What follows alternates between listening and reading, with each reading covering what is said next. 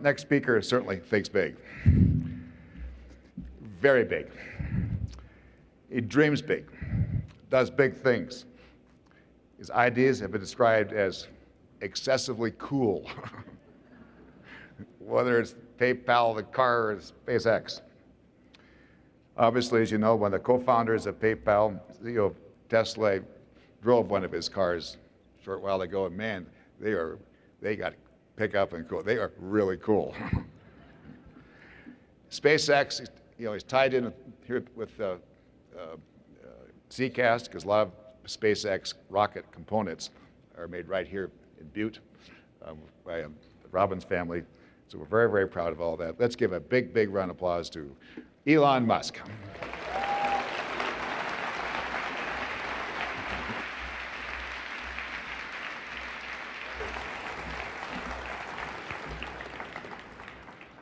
All right. Well, thanks very much for having me. I actually just came from CCAST, which is they make cast titanium and Inconel parts for the SpaceX rocket engines, and I actually brought all my 5 kids who are sitting right there.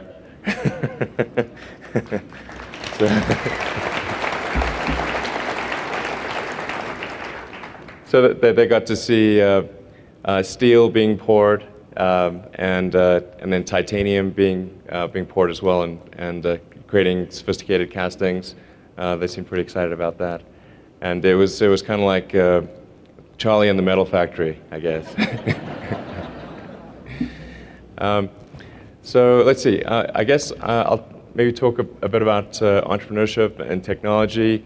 Tell you about my experiences and what happened to me, and then I think we're going to try to reserve as much time as possible for Q&A from the audience, and certainly feel free to ask any and every question. And so I'll kind of give the nutshell account because it's getting a little bit long at this point. So I arrived in North America when I was about 17. I was born in South Africa, but I was actually named after my American great-grandfather. So I was returning to my ancestral homeland, actually. He was John Elon Haldeman, and he was actually from Minnesota, and generally from the Minnesota-Wisconsin area. Anyway, but I wanted to come to the United States because I think it's where great things are possible. It's where the technological frontiers are pushed forward, and I knew I wanted to be involved in that. I didn't know exactly how. But anyway, I went through college and ended up eventually at Stanford with the idea of studying applied physics and material science, try to figure out ways to store energy more effectively for electric cars so you can make them go further. And I ended up putting that on hold to start an internet company in '95. And at the time, it wasn't from the perspective of making a lot of money, because nobody had made any money on the internet in '95. But it seemed to me that the internet was something that would create effectively like a nervous system for humanity. So whereas previously, if you wanted to access information, you'd have to go to a library,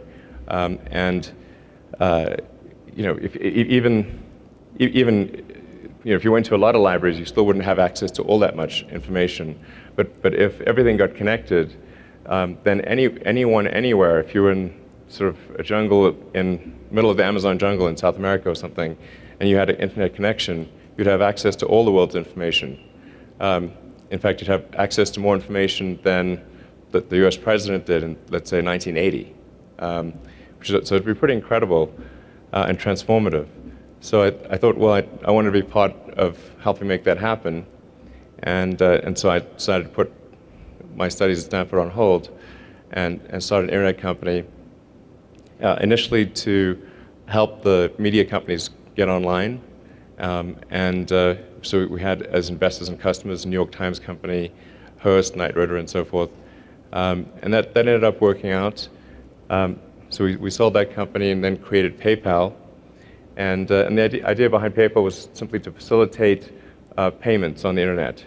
Because at the time, if you bought something from someone, you'd have to mail them a check, and it would take weeks to conduct the transfer. And we figured out how to make it really fast and easy to transfer funds from one person to another. And that actually grew super fast. It grew virally. And the key to that was figuring out how to make the friction of signing up for an account very, very low and make it easy for one person to refer another. And so as our customer base grew, the actual rate of growth grew. This resulted in some initial challenges in scaling because we started off with 5 people in customer service, and after 2 months, we had 100,000 customers. So our phone lines exploded, basically. But we're able to overcome those issues, and then eBay bought the company in 2002, and it's sort of grown from there. So what that did, though, was gave me the capital to try to do some things that are fairly high capital, and there were 2 things. There are 2 areas that I really wanted to get into. One was sustainable energy, production and consumption of energy in a sustainable manner, and the other was space exploration. And I started off initially with the idea of doing something in the space exploration arena. In fact, it wasn't actually with the idea of creating a company. It was initially with the thought of spurring interest in sending people to Mars. So I put together this idea called Mars Oasis, which was to send a small greenhouse to the surface of Mars and get people excited about the idea of going there, and thus increase NASA's budget in order to make it happen. As I got more and more into that, I discovered that the real issue was that the cost of space transportation was really high, in fact, and it was getting worse. So we're used to technology getting better every year, but in some arenas it actually does not. It gets worse, particularly when you consider that in 1969 we were able to go to the moon, and then we were unable to go beyond low Earth orbit, and now with the space shuttle retired, we're not even able to go to Earth orbit at all, even with people. So that's that was not the right trajectory. So I actually went to Russia 3 times to look at buying an ICBM to launch this mission. Just very crazy. Very cool. Yeah. Anyway, so after my 3rd trip of trying to negotiate with the Russians to buy an ICBM, and I did actually get a deal, so figured out what it would cost and everything. But I concluded that my initial assumption had been wrong, that it was not a question of trying to generate more will to explore, because I think the United States in particular is a distillation of the human spirit of exploration. Space exploration is fundamental to the American psyche. So, but people really need to believe that it can be done, and it's not going to break the bank if it does. So that's when I decided to start a rocket company. And I actually didn't think it would succeed, and it almost didn't. So we started off developing a small rocket, which was kind of a scale model version. It was about 100,000 pounds of thrust, so big by normal standards, but small for a rocket. And developed the engine and the airframe and the electronics and the guidance and control system, and then proceeded to have 3 failed launches in a row. And so for various technical reasons, the first 3 launches did not succeed in reaching orbit. Launches 2 and 3 did get to space, but they didn't achieve enough speed to reach orbital velocity. So this is 2008. And so we're heading into the recession, and we had 1 rocket left. Unfortunately, in late 2008, that 4th launch did work. and we made it to orbit. And then we won a NASA contract after that. And so fortunately things worked out. But if that fourth launch had not worked, then SpaceX wouldn't be around. So it was a very close call. In fact, when I started, I thought, okay, I've got enough money. I think I've got enough money for 3 launches. Unfortunately, it was just enough to make that fourth one. So in parallel, there was Tesla, and the impetus for Tesla was really to create a compelling electric car. And at first, I thought there would not really be a need for such a thing because I don't know if people are aware of this, but GM at the time had created the EV1 or Electric Vehicle 1, and Toyota had done the electric RAV4. It had been primarily as a result of regulations from the zero-emission mandate states, particularly California. So they created these electric vehicles, and I thought, okay, this is great. Well, GM's obviously going to go from the EV1 to the EV2 and the EV3, and everything will be fine. But when California changed its regulations, they actually, GM recalled all the EV1s and then crushed them so that they could never be returned. So it was clear that if a startup company did not create an electric vehicle and show that it's possible to have an electric car that looks good, goes fast, has long range, and that if you created such a thing that people would buy it, then it would be a very long time before the large incumbents did so. And so that was I felt it was important that we create Tesla for that reason. And Tesla also almost died in 2008. And as you recall, the recession was particularly difficult for car companies. And right as in the summer of 2008, we had to raise a big funding round. But because of the collapse in the financial system, that funding round didn't happen. And we had to piece together the money to keep the company going from myself and existing investors. And we were able to just complete a financing round that was just barely enough to keep the company going. And we closed it on the last hour of the last day that it was possible to do so.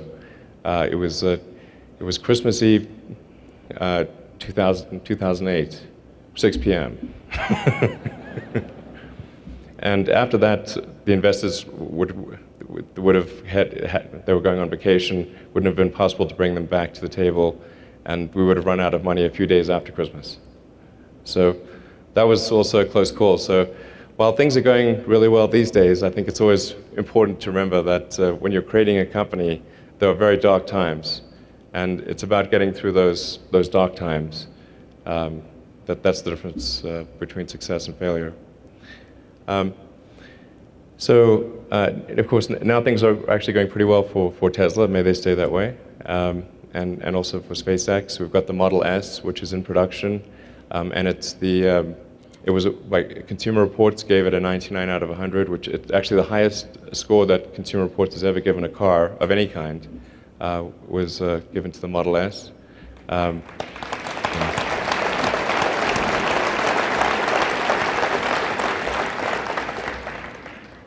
And then when the federal government did the safety tests, it actually also got the highest safety rating of any car ever, including minivans and SUVs, so for a sedan.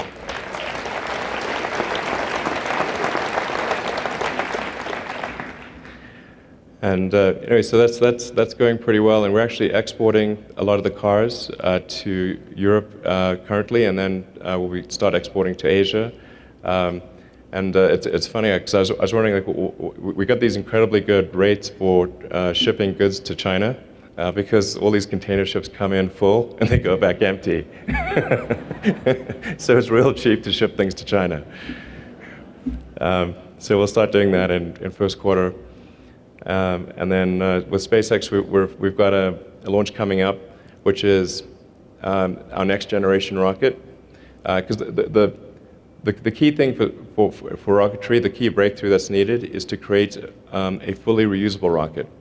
Because I think what SpaceX has done thus far is evolutionary, but not revolutionary. In order for that to occur, you have to bring the rocket back to the launch pad and be able to relaunch it again. just like it has to be reusable in much in the way that an airplane or a car or any other mode of transport is reusable. So that's kind of the holy grail goal of spaceflight, which we're hoping to make progress towards. But it's very risky. So there's a good chance that the upcoming launch could go wrong. It's currently slated for the end of this month, and hopefully that goes well. It's always a tricky thing with the rocket business because you can't issue a recall or send a software patch or anything. After the rocket lifts off, 9 minutes later, it's either in orbit or it's exploded. So yeah, it's nervous 9 minutes. All right, so with those introductory remarks, let's just go to Q&A, and I'm happy to answer any questions you have. Yeah, I think that there's one question lined up, student vice president of University of Montana, Zane. Somehow, magically, Zane's going to appear on the screen and ask a question. Okay. Thanks. Zane.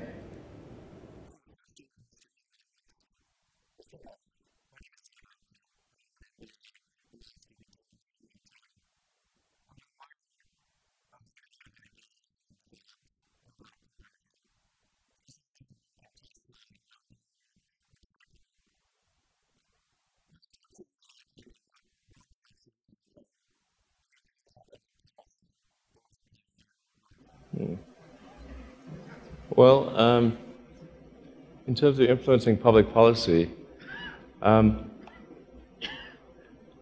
not sure we've been particularly successful in influencing public policy, but we've been able to go with the flow of what other people are doing to influence public policy, I think. So in the case of electric vehicles, GM was a big proponent of an electric vehicle tax credit to help with the EV1, oh, not the EV1, I mean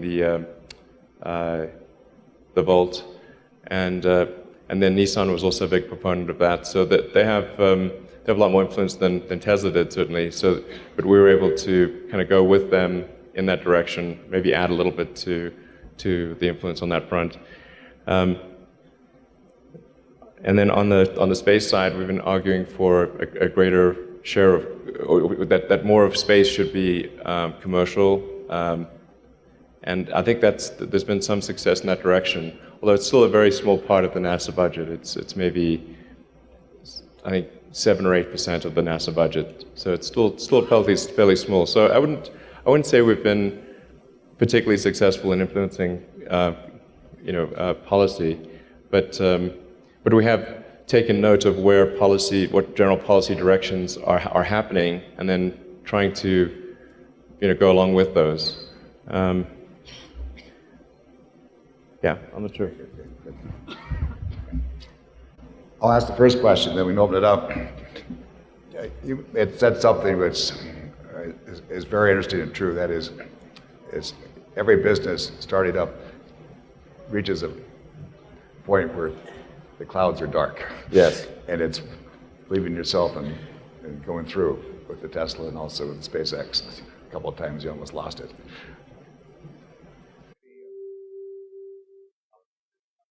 Most companies all over the country, and also like clear in our state, will face issues like that. Could you just tell us a little bit more about how you dealt with those dark moments? Yeah, sure. Because I think that's pretty key to succeeding. Absolutely.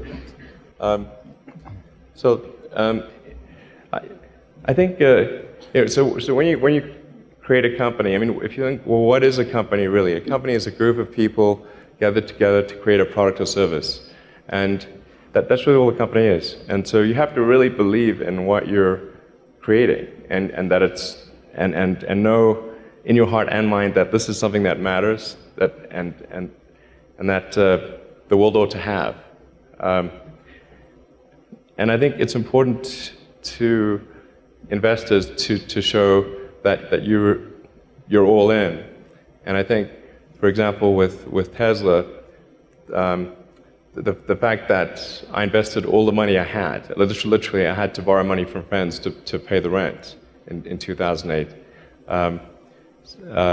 The fact that I was all in, I think, made a huge difference to investors, to convince them to invest in in Tesla at the same time that say GM and Chrysler were going bankrupt.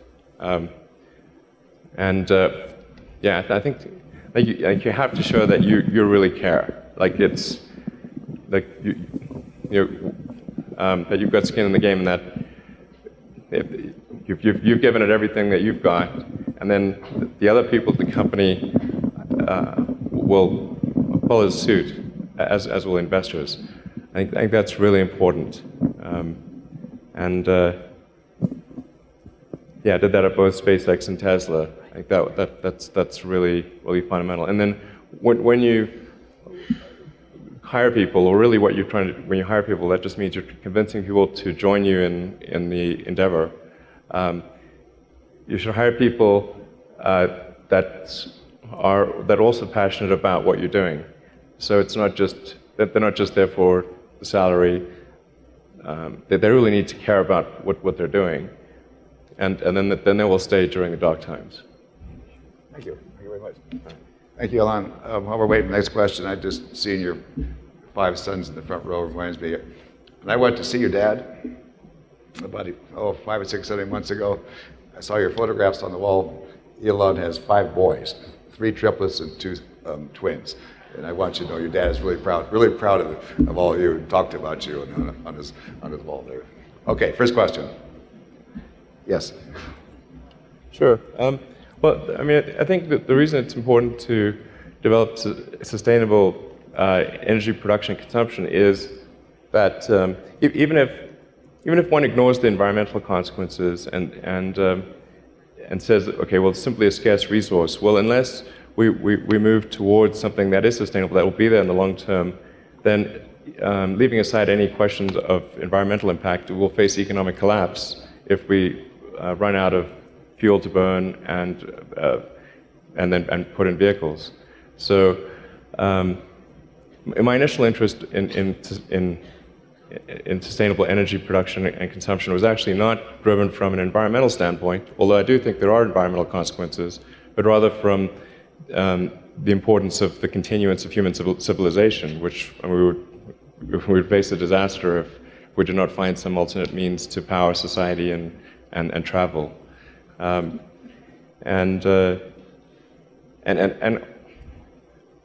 Although the scarcity issue will only become really serious maybe towards the end of the century, because of the enormous industrial base of power generation and transport, it will take decades to transform that to a sustainable system. So we must take action now in order to avoid a calamity towards the end of the century. I think sustainable production and consumption of energy is the most important terrestrial problem that we face in the 21st century.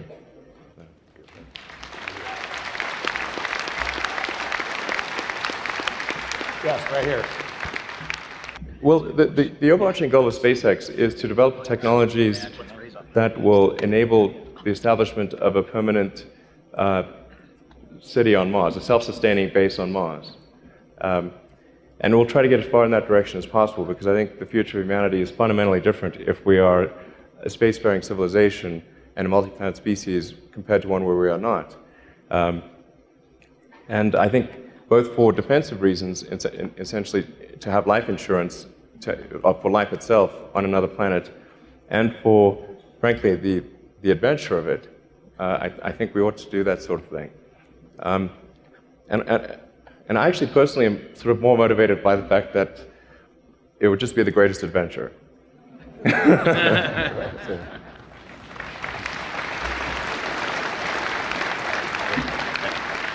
And many of us would like to join you. Well, I realized I was at Tana Card. I should have been addressing people, the questioners at the microphones. That's why they lined up over there. Okay, yes, over there. Mr. Musk, welcome to Montana. And I have to tell you that you've been one of my great heroes ever since Jeremy Clarkson on Top Gear fell in love with an electric car. So thank you very much for that. My question for you is, how do you balance your capacity for risk, your risk tolerance, against your desire to continue to innovate? How do you manage to weigh the two? Because with Tesla, you went all in. Right. So how do you reconcile that risk with yourself, knowing that this last project could very well be, the end, versus your desire to keep innovating with the Hyperloop or whatever innovations you have down the pike? Sure. Well, I mean, at the end of the day, I think that I was certainly facing the loss of all assets. I mean, technically, I would have been negative because I would have been owing people money.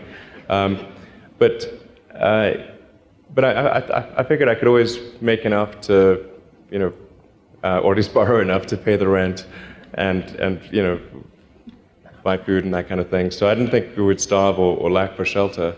Although it would have been sad to not to have lost all the assets gained from prior companies. But really, the toughest decision was not whether to invest the money into Tesla. It was really that I had Tesla and SpaceX, and the tough decision was if I split the money between the two companies, then it's possible that both may still have died. And so I had to decide, would I dedicate funds to just one company and let the other one die for sure, or split the funds between the two companies? And that was the really difficult decision. Okay.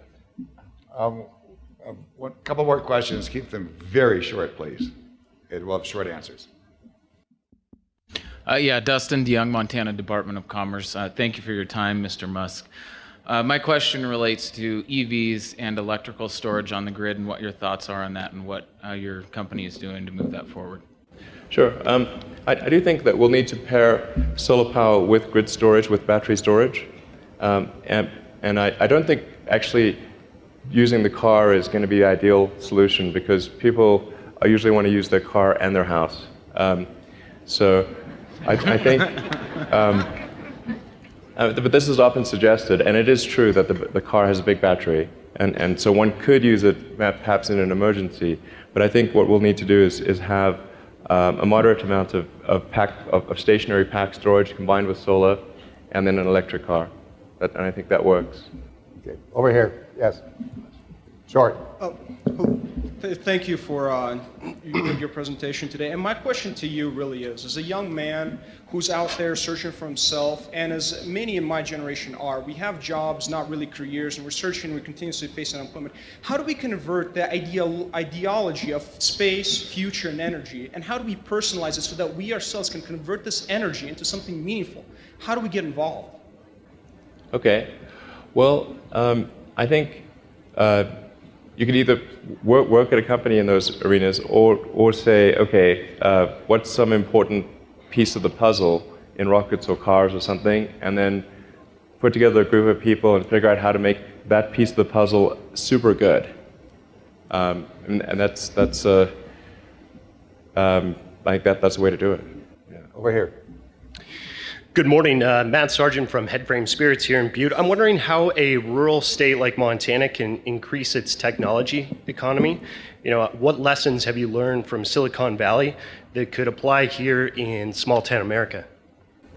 Well, the most important thing is people. So you need to gather together a group of engineers, essentially, to create technology. And that's what engineers do. They create technology. But you have to have a critical mass of such people that's equal to the task that you attempt to complete. So that's the most important thing: a critical mass of people. Thank you. Over here. Hey, Max, Elon. Right on, John Innovations. Elon, it's a pleasure to talk to you here. You're like myself here, except you with innovation, but you have more money. So, I started out with zero, though. Yes, I'm at that point, right at this point.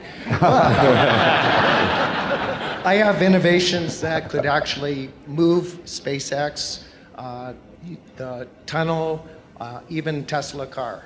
What would be the easiest way to be in contact with you to bring these ideas forward? Well, you can send an email to Elon Musk office at spacex.com if you'd like. That's Okay. all right. And can I do have a sheet right here with my info. If I could leave it with somebody that you would. All right. Thank you very much. We'll get it to him. Okay, yes. Hello, my name is Jackson. I'm a Sentinel High Schooler from Missoula, Montana. Thank you for coming. And I want to know, what is the one thing that has surprised you about your life? Oh, one thing. Wow. Well, I'm surprised by the whole thing, honestly. I certainly didn't expect to be for any of these things to happen, honestly. Yeah. I just knew I knew I wanted to be involved in technology. In fact, the only reason I started a company back in '95, an internet company, was because I couldn't get it. There were only a few internet companies, and I couldn't get a job at any of them. So I tried to get a job at Netscape, and sent my resume in and tried hanging out in the lobby, but I was too shy to talk to anyone. And then I was like, okay, well, I guess I'll have to start a company because I can't get a job anywhere. So. Thank you. Yes. My name's Toby McAdam. I have a company called Rising Sun Health. I deal with government regulations. What do you think of them? I'm actually dealing with the FDA, and after talking to Senator Baucus, I've had 15 attorneys, and they spent $3.5 million. We're in the middle of a consent. Be closer to the Sorry, mic, I please. can't hear the question. They have 15 attorneys. After I've talked to Senator Baucus and Senator Tester, we ended up with 15 attorneys on the FDA, and they've signed a consent decree. But government regulation, what do you think of those? Are they too strict? Because with the FDA, they haven't had a I guess since 1995, but they keep changing the rules. And right now, in the last 3 years, more fatalities have been in the previous 50. Yeah, I mean, I think we probably are getting a bit too regulated, you know.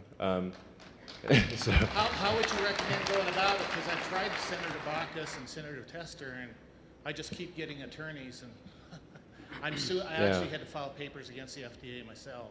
Right. Well, I don't know. I think generally with laws and regulations, I think they should all come with some sort of a sunset clause, you know, because otherwise they have infinite life. Right. Do you think they should set standards where all companies follow? Well, I do think that there ought to be standards bodies. I'm not completely libertarian in the sense of like I don't think there should be regulations at all. I just think that the natural bias of regulations is to last forever unless Right. they are actively. You have to actively delete a regulation or a law the way things are set up in most laws. Some laws have sunset provisions. And the problem with that is you get vested interests who like that law, and there's an inertia around it. And so over time, the body of law and regulations grows and grows and grows. And it is something that I think is not ultimately good for society. So in fact, I think it would generally be a good idea to have it such that it's hard to establish a rule and easy to remove one. What you're saying is the rules should be consistently used to all companies. Well, sure, of course, absolutely. That's fair. Senator Baucus? That's I hear the you. point. Thank you. You're very welcome. Couple more, very quick. We're already over The time. end. There's a big sign here that says the end, by the way. It's just Craig Sundberg. It's not the end. You know, I'm just always been It's the interested in. beginning. So go ahead, right here. I've just always been interested in space travel. I know one of the problems where they've had was the lack of gravity and the effects of that on the human body. I was wondering how your company has made progress in that area so that colonization of Mars at some point can be possible. Sure. Well, the zero gravity on the way to Mars is not too much of a problem because people have actually shown that they can live for over a year in zero gravity, your bones do get a little thinner, but they come back and they're walking around, they're doing fine. So I think the zero gravity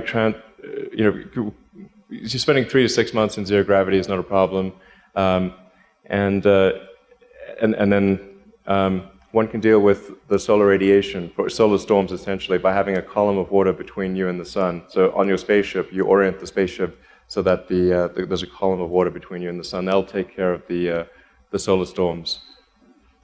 Thank you. We're going to have to wrap up here. Really very sorry. It's the end. It's Elon will tell you. This sign, the end's been up for about 10 minutes. Yeah, true.